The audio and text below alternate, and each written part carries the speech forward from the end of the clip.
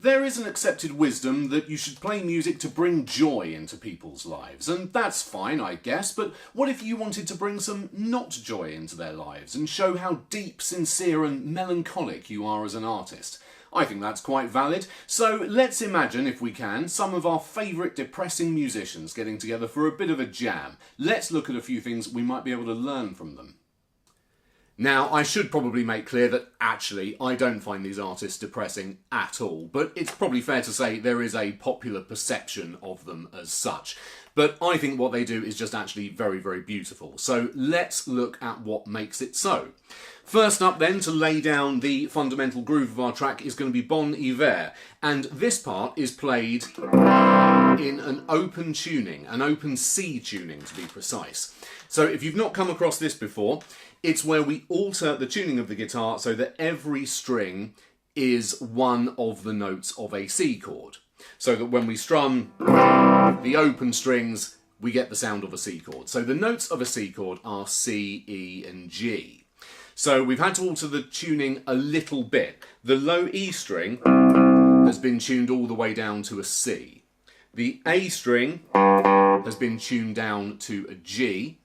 The D string has been tuned up to an E. Sometimes in open C tuning you can tune that one down to another C, but I think this is the way Bon Iver did it. So the D string comes up to E, G is still G, the B string has been tuned up a semitone to C, and the E at the top is still E. And yes, that is something of a pain in the arse to deal with, but if you haven't explored open tunings before and you want to sound a little bit melancholic, I think you really owe it to yourself to give it a go. There's something about being able to use these open strings as a kind of a consistent drone through the progression. Just gives the whole thing a really plaintive and haunting sort of a quality. So once we've dealt with that, with the retuning, the part's actually pretty simple. We are going to play this chord here. So we're holding down the 5th string, what was an A, now a G, at the 2nd fret, and we're holding down the G string, also at the 2nd fret. So in this tuning, that's effectively giving us an A minor chord. So we're going to spend a bar on that, and then we're going to move that same shape up to the 5th fret. And spend a bar there. And then just take the fingers off and just play the open strings. So that bit there, we're effectively playing 2 versions of a C chord. And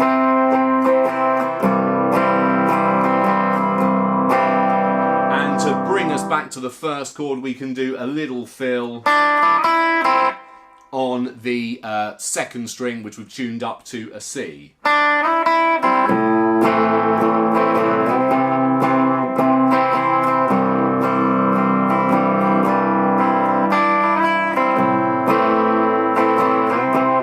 For that sort of a thing.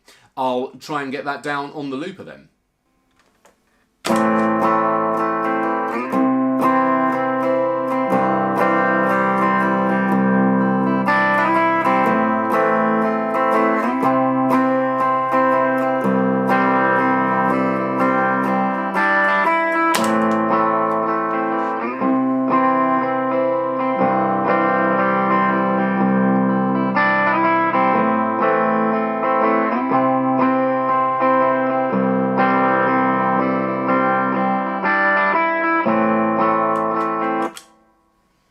Right, next to join in is Leonard Cohen. And yes, I am aware that this guitar hardly screams Leonard Cohen, but the amp I'm going through here doesn't really work with acoustic, and so whatever. Strict authenticity doesn't live here, I'm afraid.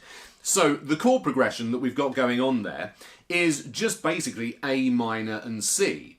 So we are going to stick to a more traditional way of playing those chords for this part, just using the open A minor shape and C shape, and we're going to do a very delicate Leonard Cohen kind of thing of just finger picking something very simple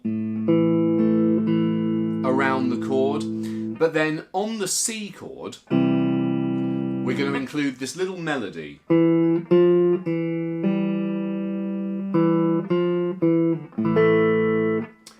By incorporating an extra note into the C chord. So what I'm doing there is I'm playing the D string with the middle finger on at the 2nd fret, then adding the little finger to the same string at the 3rd fret, taking it off again, and then playing the open G string. So you're playing notes from within the C major scale.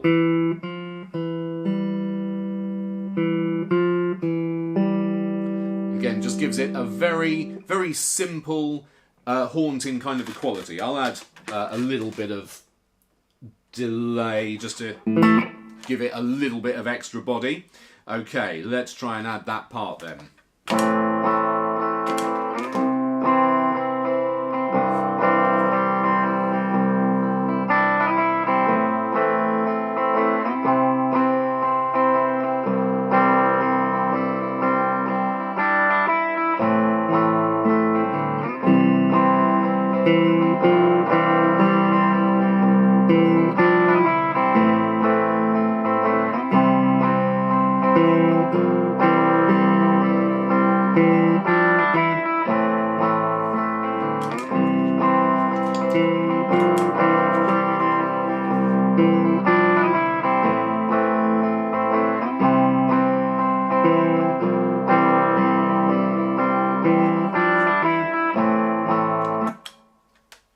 And last to join in this particular jam is Ed O'Brien from Radiohead.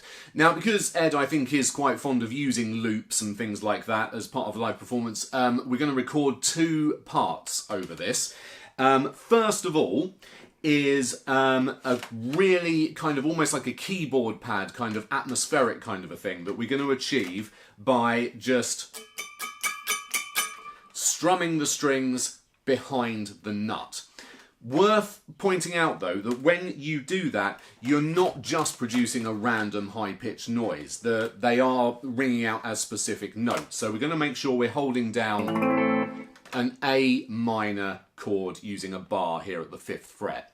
I've got quite a bit of atmospheric delay on there as well. So just literally that giving a very subtle kind of ghostly atmosphere in the background. So I'll add that first of all.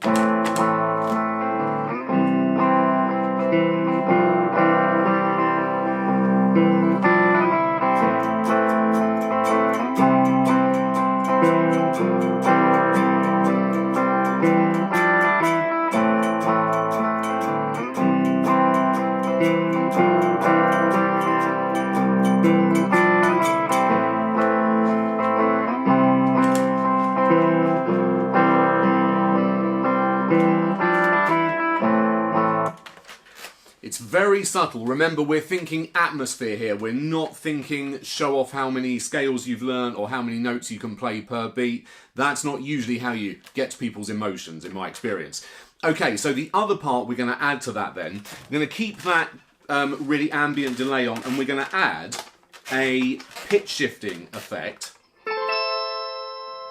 where the higher octave is mixed in just a certain amount to give it a kind of an imprecise kind of pitching kind of a quality, making it sound a little bit like a child's broken toy or something.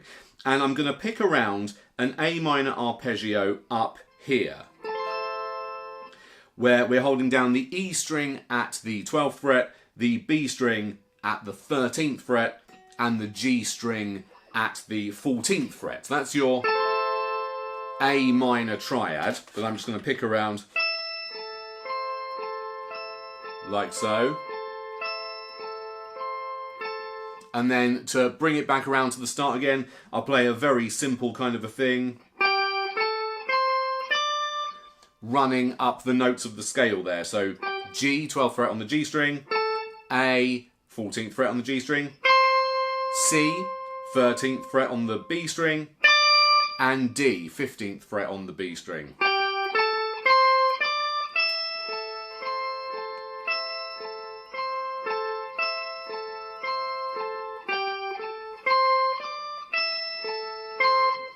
Okay, let's add that to the mix.